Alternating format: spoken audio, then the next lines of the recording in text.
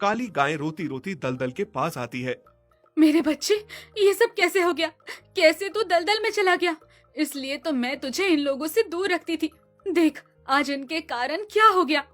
काली बहन, तुम चिंता मत करो, हम कुछ ना कुछ करके अपने मोनू को बाहर निकाल लेंगे। काली गुस्से से भूरी को धक्का देती है। चुप कर तू, आज तेरे कारण ही मेरा बच्चा इस जगह है। तूने मेरी लाइफ बर्बाद करी, अब मेरे बच्चे को भी जिंदगी मौत के बीच लटका दिया।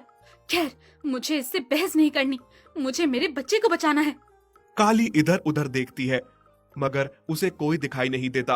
वहीं मोनू दलदल के अंदर धंसता जा रहा था। काली ये देखकर रोने लगती है। तभी भूरी गाय को एक पेड़ दिखाई देता है। वो उसकी एक लंबी सी डंडी लेकर आती है और मोनू को वो पकड़ने के लिए कहती है। बेटा, इसे जल्दी पकड़, मैं तुझे बाहर खींच लूंगी। ठीक है मौसी, आप प्लीज मुझे बचा लो। बेटा, तू चिंता मत कर, इसे पकड़ और मुझ पर भरोसा रख। बहुत जोर लगाने के बाद भूरी गाय सोनू को दलदल से बाहर निकाल देती है, मगर उसे दलदल से निकालने के चक्कर में भूरी का खुद का पैर झटके से फिसल जाता है और वो खुद दलदल में गिर जाती है। और वो बहुत कोशिश कर रही थी कि वो खुद को बाहर निकाल पाए, पर वो दलदल से बाहर नहीं निकल पाई। सोनू रोता हुआ बोला, माँ, ये सब क्या हो गया? आप बाहर कैसे आओगी अब? माँ, मुझे छोड़कर मत जाना। ये सब देखकर काली गाय को अपनी गलती का एहसास होता है और वो बोलती है, भूरी बहन, मुझे माफ कर देना।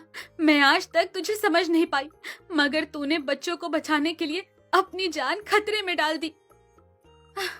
कोई बात नहीं बहन, तू चिंता मत कर। बस तू ये बात याद रखना कि अगर मैं आज इस दलदल में डूब भी जाऊं, तो तू मेरे जाने के बाद मेरे बच्चे का ख्याल ऐसे ही रखना जैसे तू अपने बच्चे का रखती है, और उसे कभी भी माँ की कमी महसूस नहीं होने देना।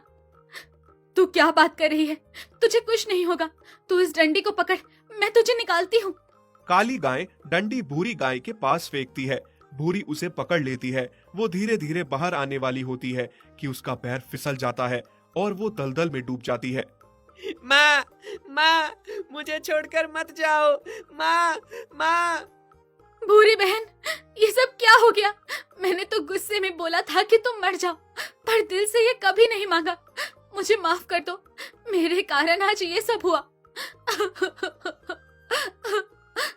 काली गाय बहुत रोती है। उसे बहुत ही अफसोस होता है कि उसने कभी भी भूरी गाय की बात नहीं सुनी और ना ही उसने कभी उसे सम्मान दिया। काली को बहुत पछतावा होता है।